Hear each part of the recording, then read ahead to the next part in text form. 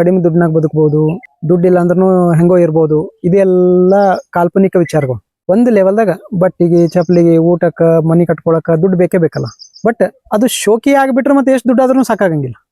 Engineer ಇರ್ಲಿ, ಏನೇ ಇರ್ಲಿ, MBA ಮಾಡ್ದವ ಇರ್ಲಿ, ಅವ್ನಿಗೆ ಹಣ ಹಾಕ್ಬೋದಲ್ಲ, ಏನ್ ಸಮಸ್ಯೆ ಅದ, ನಡೀತದ ಅದು. ಮತ್ತ ಅವ ಮನಿ ಒಳಗೆ ಹಣ ಹಾಕ್ಬೋದು, ಒಂದು ರೂಮ್ನಾಗ ಮನಿ ಹತ್ರನೇ ಹಾಕ್ಬೋದು, ಮನಿ ಮಾಡಿದ ಮೇಲೆ ಒಂದು ರೂಮ್ ಮಾಡಿ ಹಾಕ್ಬೋದು. ಸೊ ಇನ್ವೆಸ್ಟ್ಮೆಂಟ್ ಬಹಳ ಕಮ್ಮಿ ಬೇಕು. ಅಲ್ಲೇ ಸ್ವಂತ ಮನೆಯಾಗ ಇರ್ಲತನ, ಬಾಡಿಗೆ ಪ್ರಶ್ನೆ ಬರಂಗಿಲ್ಲ, ದೂರಿಲ್ಲ, ಹೋಗೋದ್ ಬರೋದ್ ಪ್ರಶ್ನೆ ಬರಂಗಿಲ್ಲ, ಆಹಾರ ಕೆಡಂಗಿಲ್ಲ, ಸಂಬಂಧಗಳು ಕೆಡಂಗಿಲ್ಲ. ಸೊ ನೌಕರಿದಾಗ 1 ಲಕ್ಷ ಗಳಿಸ್ತಾನ, ಇಲ್ಲಿ ಕುಸುಬೇಣಿಗೆ ಹಣ ಹಾಕಿ 30-40 ಸಾವಿರ ಮಾಡತಾನ ಅಂದ್ರೆ ಇದೇ ಇನ್ನೂ ಅದ್ಭುತವಾಗಿರ್ತದೆ ಆಕ್ಚುಲಿ. ಅದೇ ಸಾಲಿಗೆ ಹೋಗ್ತಾ ಇಲ್ಲ ಅಂತಂದ್ರೂ ಜನ ಅವ್ರದವ್ರದ್ದು ಏನೇನೋ ಮಾಡ್ಕೊಂಡೇ ಇರ್ತಾರ. ಸಾಲಿಗೆ ಯಾರು ಹೋಗಿಲ್ಲ ಅಂದ್ರೆ ಎಲ್ಲರೂ ನಾಲಾಯಕರದಾರ ಅಂತಿಲ್ಲ. ತಂದೆ ತಾಯಿ ಏನ್ ಕೆಲಸ ಮಾಡತ್ತಾರೋ ಅದ್ರಲ್ಲಿ ಮಕ್ಕಳಿಗೆ ಕರ್ಕೊಂಡ್ಬಿಟ್ರೆ ಅದೇ ಟ್ರೈನಿಂಗ್ ಆಯ್ತು. ಈಗ ನಮ್ಮಲ್ಲಿ ಜನ ಬಂದಾಗ ನಾವು ಜೀವನ ಶೈಲಿ ಸುಧಾರಣೆ ಬಗ್ಗೆ ಹೇಳ್ಕೊಡತ್ತಿದ್ದೆ. ನನ್ನ ಮಗಳು ಬಂದು ಕೂತಿದ್ಲಲ್ಲ, ಅಲ್ಲಿ ಎಣ್ಣೆ ತೆಗೆತಿದ್ವು. ನನ್ನ ಮಗಳಲ್ಲಿ ಹೋಗಿ ಎಣ್ಣೆ ತೆಗೆತಿದ್ಲಲ್ಲ, ಇಲ್ಲಿ ಬಟ್ಟಿ ಹೊಲತ್ತಿದ್ರು, ಅಲ್ಲಕ್ಕಿ ಕಟಿಂಗ್ ಮಾಡ್ಕೊತ ಕೂತಿದ್ಲಲ್ಲ, ಅದೇ ಅಲ್ಲಿ ಅಡಿಗೆ ಮಾಡತ್ತ ಆಯ್ತಾ. ಸೊ ಇಲ್ಲಿ ಕಲಿಯೋದು ಬೇರೆ, ಡಿಗ್ರಿ ಬೇರೆ, ನೌಕರಿ ಬೇರೆ, ಮನೆ ಬೇರೆ, ಅಡಿಗೆ ಬೇರೆ ಇಲ್ಲ. ಸ್ಕೂಲ್ ಹೆಂಗಿರ್ಬೇಕು ಗೊತ್ತಾ, ಮೊದಲನೇದು ನಮಗೆ ಜೀವನಕ್ಕೆ ಬೇಕಾಗಿದ್ದಷ್ಟೇ ಕಲಿಸ್ಬೇಕದು. ಟ್ರಿಗನೋಮೆಟ್ರಿ ಅದ, ಅಲ್ಜೆಬ್ರಾ ಅದ, ಸೋಲಾರ್ ಸಿಸ್ಟಮ್ ಬಗ್ಗೆ ಅದ, ಅದನ್ನೆಲ್ಲ ಮಕ್ಕಳಿಗೆ ಯಾಕೆ ಕಲಿಸ್ಬೇಕು? ನಮ್ಮ ಜೀವನಕ್ಕೆ ಬೇಕಾಗಿದ್ದಿರ್ಬೇಕು, ನಮ್ಮ ಪ್ರದೇಶಕ್ಕೆ ಬೇಕಾಗಿದ್ದಿರ್ಬೇಕು, ನಮಗೆ ನೇರವಾಗಿ ಸಂಬಂಧವಿರುವಂತದ್ದು ಇರ್ಬೇಕು. ಇಲ್ಲಿಂದ ಸ್ಟಾರ್ಟ್ ಆಗ್ಬೇಕು ಸ್ಕೂಲ್.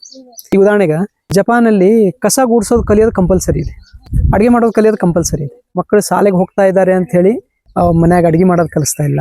ಆ ಟೈಮಿಗೆ ಹೋಮ್ವರ್ಕ್ ಮಾಡಿಸ್ತಾ ಇದ್ರಿ, ಎಕ್ಸಾಮ್ ಇದೆ, ಸ್ಕೂಲ್ ಇದೆ, ಡಿಸ್ಟರ್ಬ್ ಆಗ್ತದೆ, ಹಾಸ್ಟೆಲ್ನಾಗ ಇರ್ತಾನ, ಹಂಗ ಹಿಂಗ ಅಂತ ಹೇಳಿ ಅವ್ರಿಗೆ ನೆಂಟರದ್ದು ಫಂಕ್ಷನ್ ಕರ್ಕೊಂಡು ಹೋಗಂಗಿಲ್ಲ, ಯಾವುದೋ ಸಾವಾದಾಗ ಕರ್ಕೊಂಡು ಹೋಗಂಗಿಲ್ಲ, ಯಾರಿಗೂ ಭೇಟಿ ಮಾಡ್ಸಕ್ ಕರ್ಕೊಂಡು ಹೋಗಂಗಿಲ್ಲ, ಊರಾಗ ಜಾತ್ರೆಗೆ ಕರ್ಕೊಂಡು ಹೋಗಂಗಿಲ್ಲ.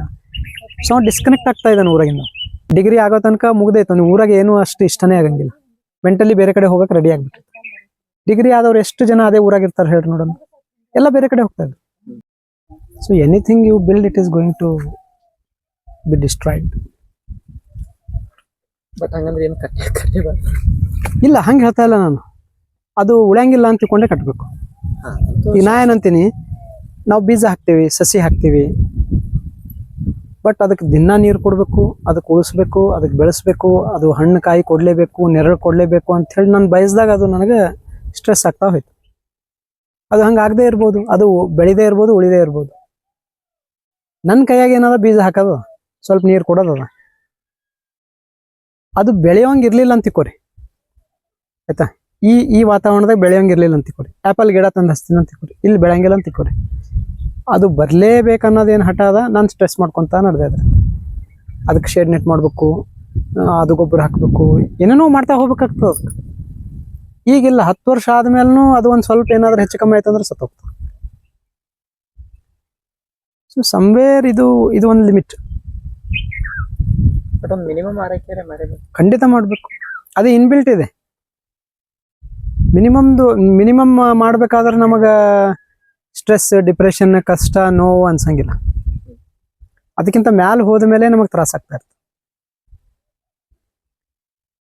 ಈ ಶೂನ್ಯ ಅದ, ಏನು ಬೇಕಾಗಿಲ್ಲ, ಹಂಗೂ ನಾನು ಏನು ಹೇಳ್ತಾ ಇಲ್ಲ. ಅದನ್ನು ಸುಮ್ಮನೆ ಮೀನಿಂಗ್ಲೆಸ್ ಅದೆಲ್ಲ. ಈಗ ಆಕ್ಚುಲಿ ಶೂನ್ಯ ಅಂದ್ರೂ ಅದು ಒಂದು, ನಾವು ಶೂನ್ಯ ಅಂತ ಹೇಳಿ ನಂಬರ್ ನಾವೇ ಡಿಸ್ಕವರ್ ಮಾಡ್ತಾ ಇದೀವಿ, ನಾವೇ ಹೇಳ್ತಾ ಇದೀವಲ್ಲ ಶೂನ್ಯ ಇದೆ ಅಂತಂತೇಳಿ. ಶೂನ್ಯ ಇದೆ ಅಂತಂದ್ರೂ ಅದಕ್ಕೆ ಕ್ವಾಂಟಿಟಿನೇ ಹೇಳ್ತಾ ಇದೀವಿ ನಾವು ಆಕ್ಚುಲಿ. ಹೌದಲ್ಲ?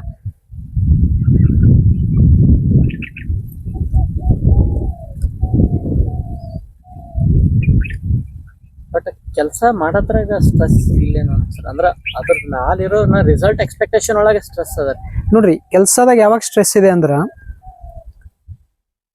ಈಗ ನಾವು ಎಣ್ಣೆ ಮಾಡಿದೀವಿ ಆಯ್ತಾ, ಇದು ಬೀಜ ನಾನು ಆಲ್ರೆಡಿ ಖರೀದಿ ಮಾಡೀನಿ.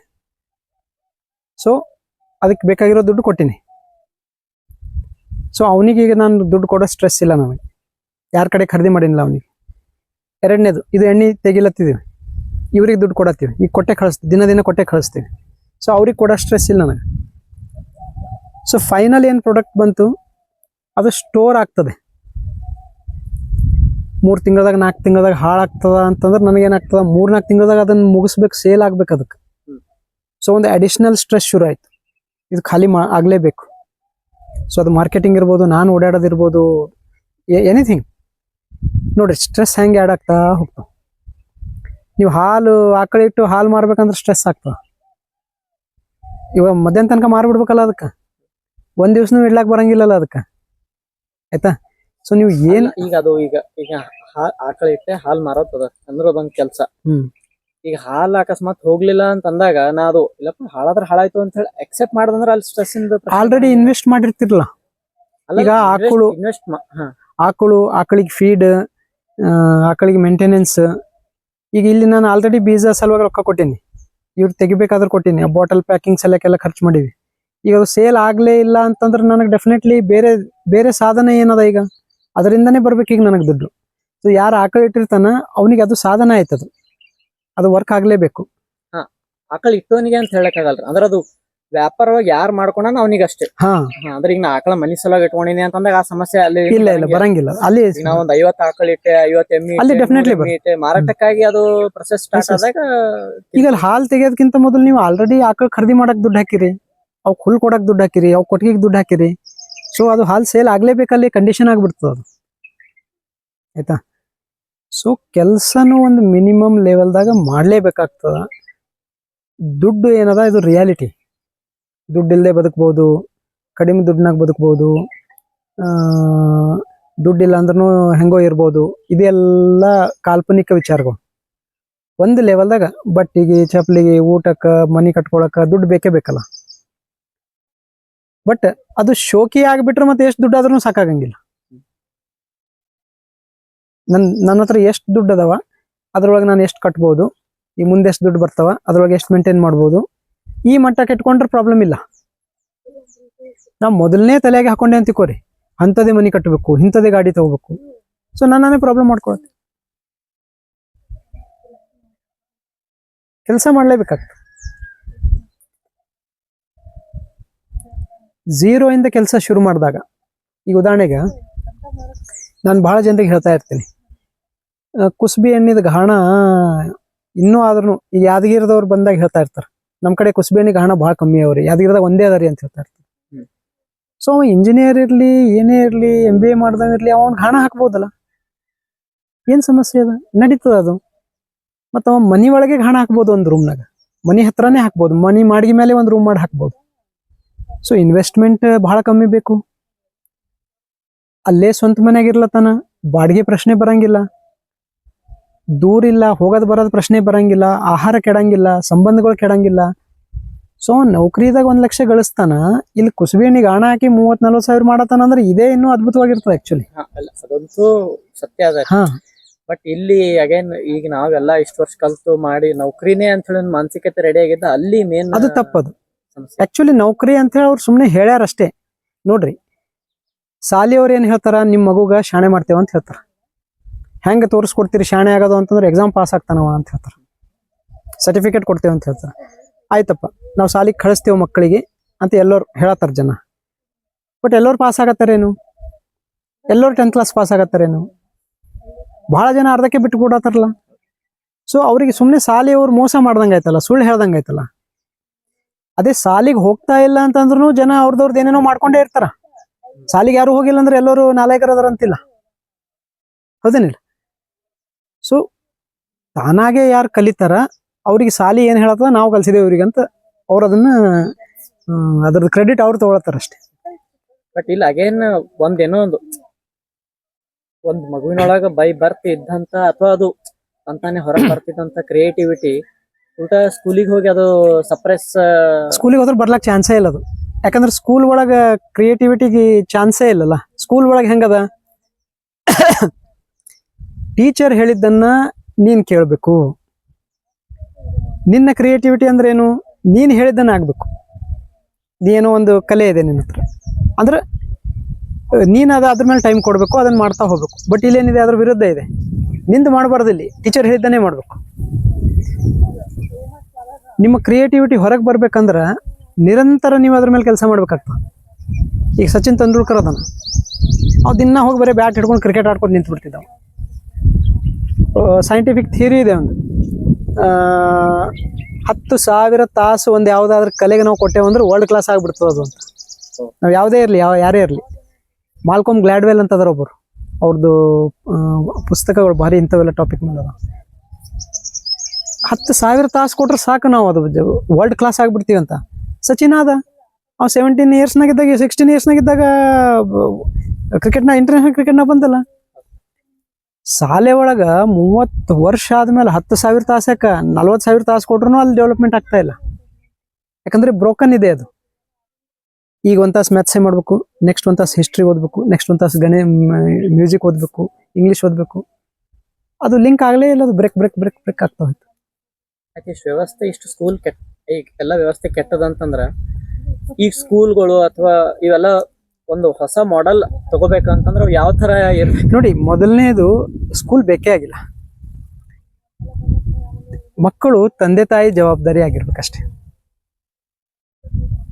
ನಾವು ಬೇರೆಯವರಿಗೆ ನಾವು ಕೊಡೋದಕ್ಕೆ ಹೆಂಗ್ ಸಾಧ್ಯ ಇದೆ?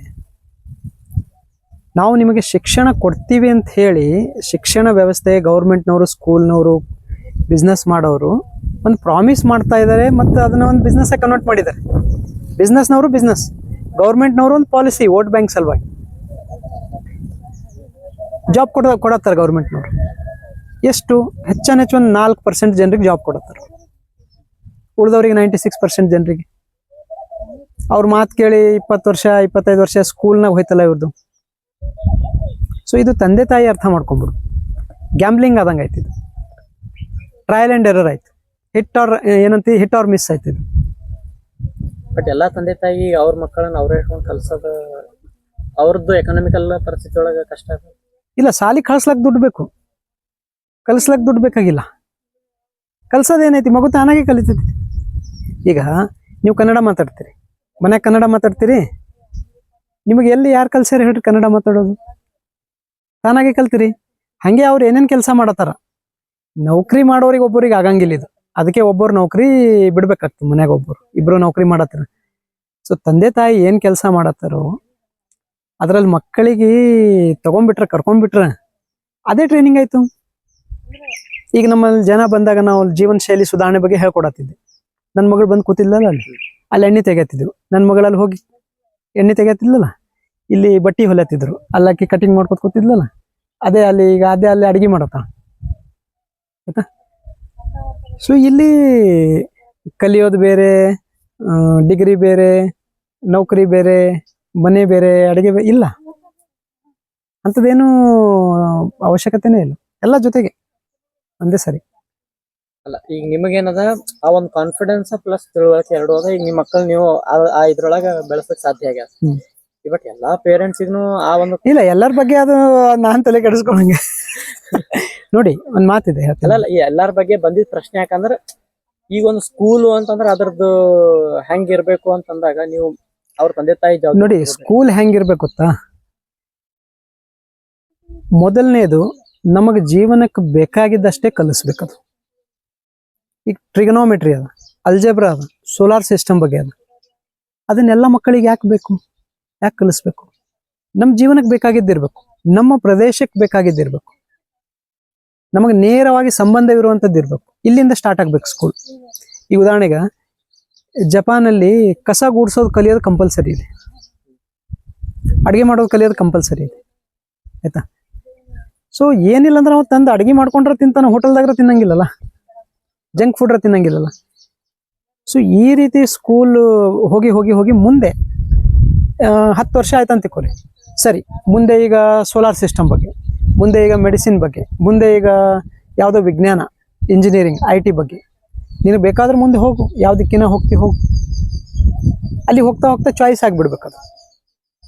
ನಮ್ಮಲ್ಲಿ ಏನಾಗಿದೆ, ಮಗು ಸ್ಕೂಲಿಗೆ ಹೋಗ್ಬೇಕನ್ನೋ ಪ್ರಶ್ನೆ ಇದೆ ಅಲ್ಲಿ.